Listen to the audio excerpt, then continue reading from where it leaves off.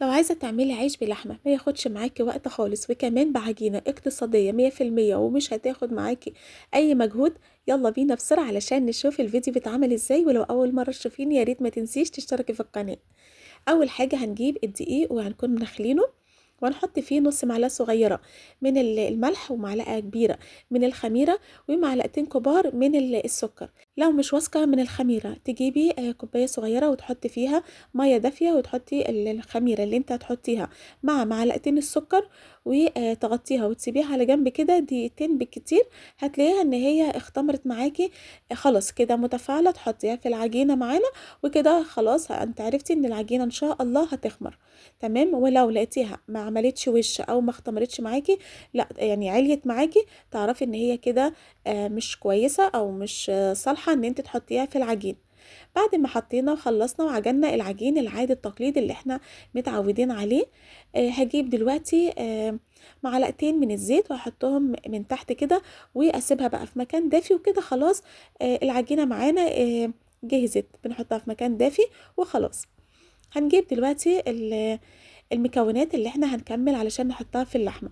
اول حاجة معانا فلفل وده بيكون اختياري حامي او بارد، ومعانا كمان كزبرة او بقدونس واحدة بس مش عايزين نكتر، ومعانا طماطمايه واحدة.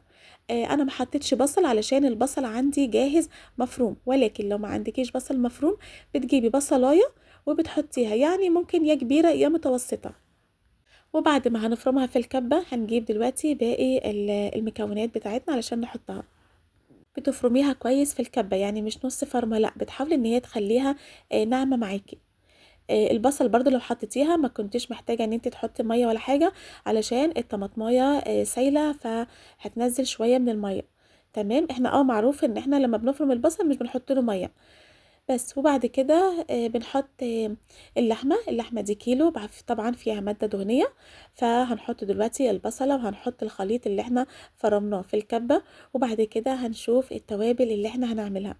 الطريقة دي بتاعت العجينة سهلة جدا، حتى في الفرد مش هنحتاج ان احنا نفرد بدقيق خالص، مع اننا مش حاطين لا سمنة في العجينة ولا لبن ولا زبادي، الحاجات اللي بتطري معانا العجينة مفيش خالص من الحاجات دي. ومع ذلك هتشوفيها في الفرد بجد حلوة جدا، تقدري كمان تعتمديها في حاجات كتير. هنجيب دلوقتي التوابل من كل حاجة، معلقة صغيرة ممسوحة من الشطة والكمون والقرفة والزنجبيل وفلفل الأسمر والبابريكا وكزبرة ناشفة، ولكن المعلقة المليانة الكبيرة هي اللي هتكون الملح، عشان طبعا ده كيلو من اللحمة فعايزين اللحمة تكون حيقة معانا. وبعد كده أنا آخر حاجة حطيتها بس مش باينة في الفيديو، معلقة واحدة من السمنة. انا حطيت سمنه بس علشان تدي طعم احلى للحمه، ولكن هي اصلا فيها ماده دهنيه. احنا دلوقتي لقينا العجينه اختمرت معانا زي ما احنا شايفين. دلوقتي بعد ما جبناها بنقطعها على اتنين. تمام. وبعد كده هقطعها بالقطع الصغيره، حاولي على قد ما تقدري تخلي القطعه قد بعضها، وبعملها زي كوره صغيره. تمام. وبعد كده بفردها زي ما احنا شايفين، احنا مش بنفرد على اي ماده دهنيه ولا على دقيق ولا حاجه خالص، بجد الدقيق العجينه دي حلوه جدا. وبعد كده بجيب من الخليط وبحط فيها. تمام. وبعد كده هنشوف هنقفلها ازاي. بقفلها كده بس الزيادة اللي من فوق حاولي لو الزيادة كتيرة تشيليها بسكينة بمقص بإيديكي، طبعا دي عجينة سهلة التقطيع. تمام. علشان لو سبتيها هتلاقي بعد ما تيجي تسويها هتلاقي ان العجين موجود من جوه كتير، حتى لو كانت مستوية هيكون عيش مثلا بس برضه هيكون كتير. فدي بتبقى طبعا مش حلوة، لا تخلي بالك من النقطة دي.